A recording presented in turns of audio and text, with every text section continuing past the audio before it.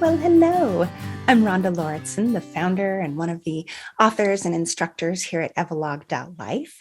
And today is the third installment of a special video series that I've put together for you to help show you the big picture of how to get your story done, whether you're working on your own memoir, autobiography, life story, or a family history story, or the story of a loved one.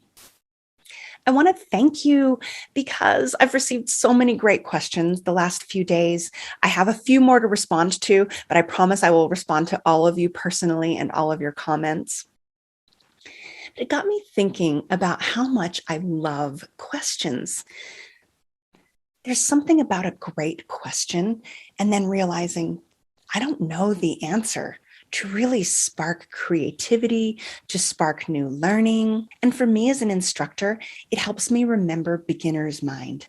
It helps me remember what it was like when I was first starting on my own writer's journey back in 2007. And I just picked up a pen and I had no idea what I was even writing about. And then it turned into this whole journey.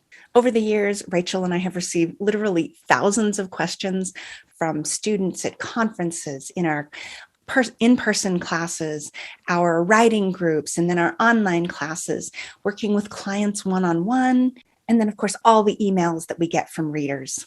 In the questions that we've received the last few days and over the years, we hear a lot of limiting beliefs like, I'm not a good writer. I don't know if I can do this. Will anyone even care? Who am I to do this? Maybe somebody else should write this. I don't think my life was all that interesting. My story's not that special. I don't know if I can ever finish. None of these things are true. Most of the students who take our classes are brand new writers. They are not professionals. It's people like you and I who just want to sit down and write something for our families. And I'm here to tell you all of these skills can be learned. There's an answer to every one of these questions, and your story does matter. Your words are going to have a more profound difference on your family than I think you will ever know, even in this lifetime. You just never know when your words may be exactly what somebody else needs to hear to overcome their darkest hour.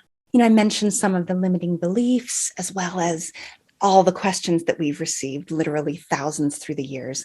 I want to take a minute maybe to walk through some of the broad categories of questions, the themes that we've received through the years, and some quick tips and ideas for how to overcome these issues.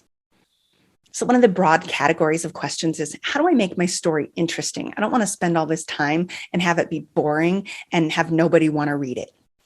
So the first thing to know is that stories follow patterns, and these patterns can be learned. You can learn to spot the emotional beats that make a story compelling. Great stories are about great characters who learn and grow through the process of the journey. So the next broad category of question relates to sensitive subjects, family sensitivities, difficult family history, DNA surprises, family secrets, and writing about the hard parts of your story.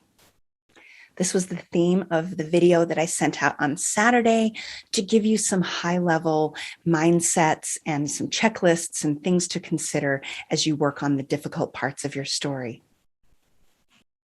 Because the fact is, this stuff is hard because it's hard. So I teach mindsets to help you go down that river and get through those rapids without getting hurt, to come out the other side with the growth and the healing and the strength that's possible. So I hope you will watch that tutorial from Saturday. It's about 20 minutes, and it will walk you through some of the mindsets, as well as some checklists and handy practical advice for navigating some of this territory. Another big topic that's kind of related to sensitive subjects, but it's procrastination, resistance, fear, and perfectionism. This is another one of the danger zones, one of the places where people get stuck. So a few of the answers are to keep your project warm, keep making steady progress, little bite-sized chunks on a regular basis, at least every week. Don't let your project go cold, but if it has gone cold, come back, get some inspiration. Don't give up. Create a writing habit. Join a community that will give you some support and encouragement, that will help you know that you can do it, that will answer your questions when you get stuck along the way. We are aiming for progress, not perfection. Okay, another broad category relates to overwhelm. It can feel like there's so much to learn and to figure out. Am I ever going to be able to do this? So there are some ways to get past that feeling. The first thing is just get started on one vignette at a time. Remember that a story is told in moments. Sit down and write in 20 minutes. I've been absolutely amazed at what students can accomplish in just a 20-minute free write exercise. When I see the looks on students' faces when they're like, I did this, I didn't know if I could write. And you know what? This is good. And if I did it once, I can do it again. You get it done in chunks of 1 page at a time. If you can write 500 words a day, that's about 1 page. You can finish an entire book's manuscript in 3 months. The other way that I want to help you combat overwhelm is by giving you the overall blueprint. So on Thursday, the very first video in this series was walking you through the writer's journey. This was the emotional journey that you'll go through as you work on your story and the ways that writing will change you. Now, this leads us to the heart of what I want to teach you today, and that's a blueprint. Now, you may recognize this structure. It looks a lot like my storyboard, doesn't it? Yeah, that's for a reason. I want to show you that this framework works in all kinds of different circumstances. So what we have here is a 3-act structure, a beginning, a middle, and an end. Act 1 is the call, Act 2 is the work, and Act 3 is the finish. In each of these squares, I've mapped out the practical skills you'll need and the questions you'll need to address at each phase of your writing process. This is all the how-to stuff. These are the questions like, should I write my story in the first person or the third person? Should I write it in the past tense or the present tense? Should I include dialogue? How about some journal entries or excerpts from a newspaper article? How do I edit? How do I spark my creativity so my work can be the very best? And once I've finished it, what do I do with it? Should I print it into a full book? Should I make a storybook? Maybe it should be a video instead. So this gives you an idea of the practical how-to stuff. I'm not going to go through every one of these beats or every one of these squares on this page, because I know that you can look at this on your own. I invite you to go to the webpage and download this, because the point here is that it can be a handy diagnostic. So I don't want you to look at this and get overwhelmed by all of it. I want you to figure out where you are in the writing process. So the other day we talked about the emotional journey, but this is like, where are you in the practical process? And then just focus on those skills. So here you go. Here's the writer's blueprint. Now, you may be wondering, all right, so you gave us something that looked kind of like this. It was yellow with yellow sticky notes, and it was called the writer's journey. And now you're giving the writer's blueprint. What's the difference? I'm going to explain it in the terms that we use when we talk about story structure. So in every story, you need a problem, okay? There are 2 types of problems, internal and external. And some people say that every story will have one or the other. I say that the best stories always have both. The external problem is the goal. This is what the hero is trying to achieve, the outcome. It might be get the girl, get the gold, defeat the bad guys, go on a journey, arrive at the destination. Whatever it is the hero sees as a tangible goal in the outside world, that's the external problem. This is what the hero thinks the story is about. The internal problem is what the story is really about. The internal problem is about how the hero needs to change and grow from the beginning of the story to the end. The external problem is what the hero needs to do. The internal problem is who the hero will become. The external problem is a goal. The internal problem is growth.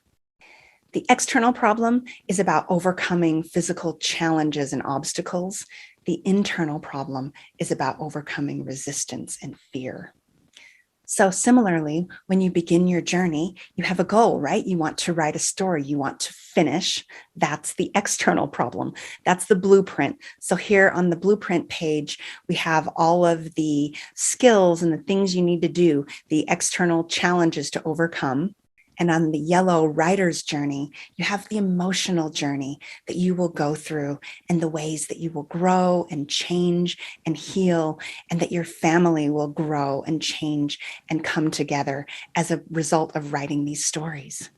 And I want you to have the joy of holding that book or that story in hand.